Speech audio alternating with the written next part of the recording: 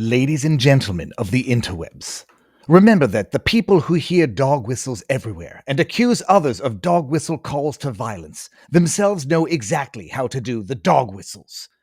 Today, I present to you Democrats totally not calling for the military to defy lawful orders because they said unlawful. Wink, wink, nudge, nudge. Behold. I'm Senator Alyssa Slotkin. Senator Mark Kelly. Representative Chris Deluzio. Congresswoman Maggie Goodlander. Representative Chrissy Houlihan. Congressman Jason Crow. I was a captain in the United States Navy. Former CIA officer. Former Navy. Former paratrooper and Army Ranger. Former intelligence officer. Former Air Force. We want to speak directly to members of the military And the intelligence community. Who take risks each day. Keep Americans safe. We know you are under enormous stress and pressure right now. Americans trust their military. But that trust is at risk. This administration is pitting our uniformed military And intelligence community professionals Against American citizens. like us. You all swore an oath. To protect and defend this Constitution. Right now, the threats to our Constitution aren't just coming from abroad, But from right here at home. Our laws are clear. You can refuse illegal orders. You can refuse illegal orders. you must refuse illegal orders. No one has to carry out orders that violate the law. Or our Constitution. We know this is hard. And that it's a difficult time to be a public servant. But whether you're serving in the CIA, In the Army, Our Navy, The Air Force. Your vigilance is critical. and know that we have your back. because now, more than ever, The American people need you. We need you to stand up for our laws. our Constitution, And who we are as Americans. Don't give up. don't give up. don't give up. Don't give up the ship. Don't give up the ship. Maybe that's an expression that I've never heard before. Do you appreciate what we just witnessed? The very same people who say, I will openly defy a court order as it relates to firearms, for example, or as it relates to other matters where they get rulings that they don't like and they outright defy the court orders, are getting up there and saying, on behalf of the military and the CIA, we're watching you. You don't have to do this. We're just going to remind you that you don't have to abide by unlawful orders when the party themselves have been the ones to defy literal court rulings that the lower courts have to get back involved and address what the Supreme Court has already addressed. You want to talk about dog whistle? It's absolutely stunning. I'm Senator Alyssa Slotkin. Senator Mark Kelly. Representative Chris Deluzio. Congresswoman Maggie Goodlander. I love the fact that this one decided to shoot it off a potato. Like, hey, we need one more person. Maggie, can you get your iPhone 6 and shoot us a video, please? We need to put together a montage. What did they do during COVID? Representative Chrissy Houlihan. Congressman Jason Crow. I was a captain in the United States Navy. Former CIA officer. Former CIA officer. Like James Comey, former director of the FBI, coming out and saying 8647. I didn't know what it meant. Former CIA officer coming out and telling people to not abide by unlawful orders. How do you determine if an order is unlawful? Now, I appreciate it. On the one hand, no one needs to be told to follow the law. Basically, they're saying, follow the law, people. Thank you. That could have been a lot faster video. Follow the law. You do not need to break the law because someone tells you to break the law. Great advice.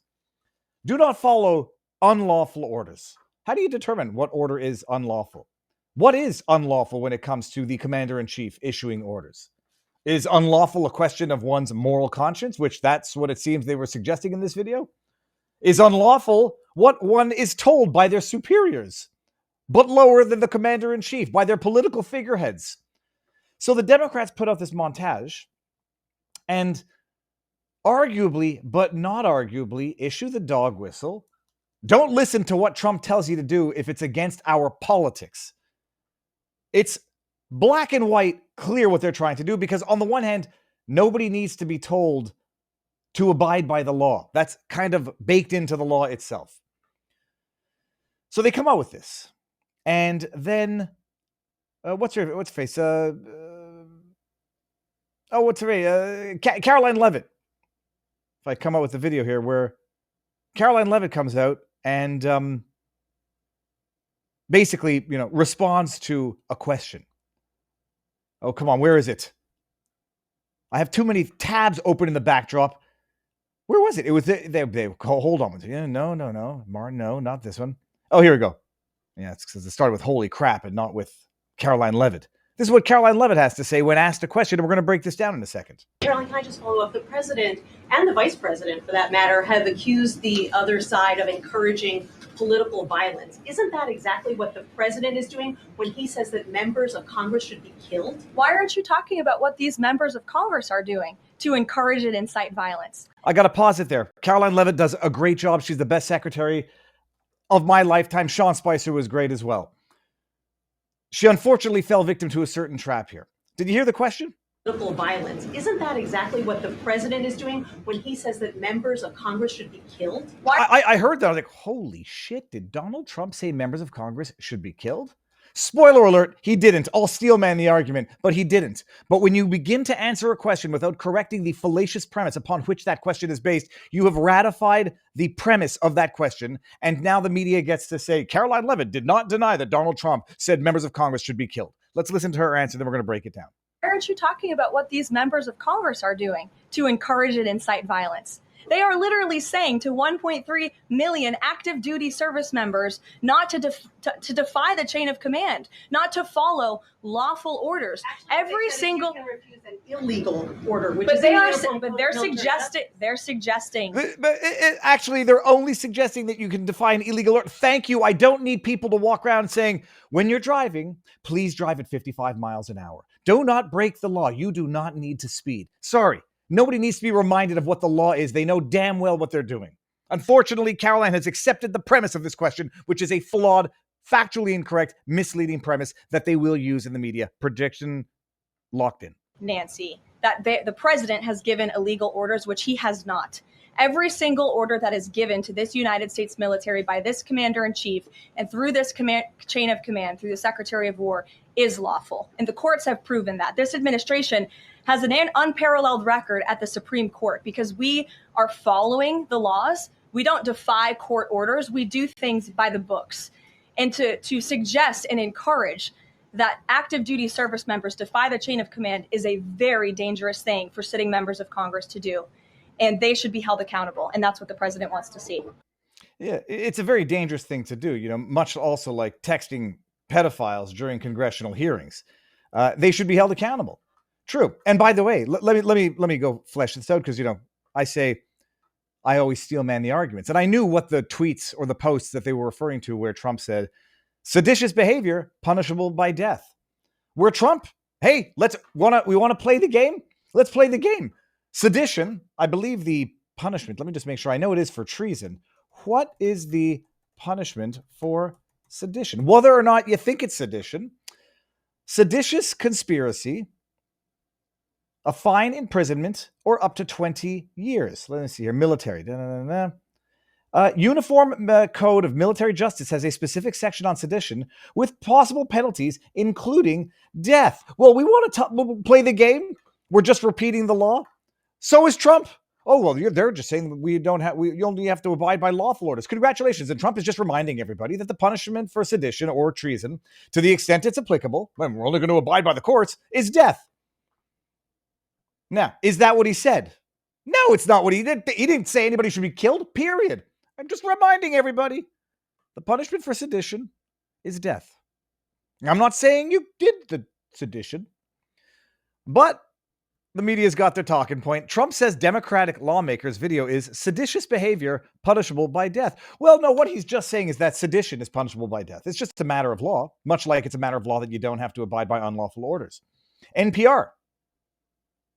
National propaganda rag. Congressional Democratic leaders are demanding President Trump delete social media posts directed at some Democratic veterans in Congress, suggesting they be arrested and receive the death penalty for a video they released urging active to defy illegal orders. Well, hold on one second. If they are found to have violated the law and committed treason or sedition or whatever it is, and the punishment is provided for in law, I mean, everybody, we're all just talking law here, people. Why would you have to take that down? It's as factually correct as their stupid video saying you don't have to follow illegal, unlawful orders. In the video we watched it, you can refuse illegal orders.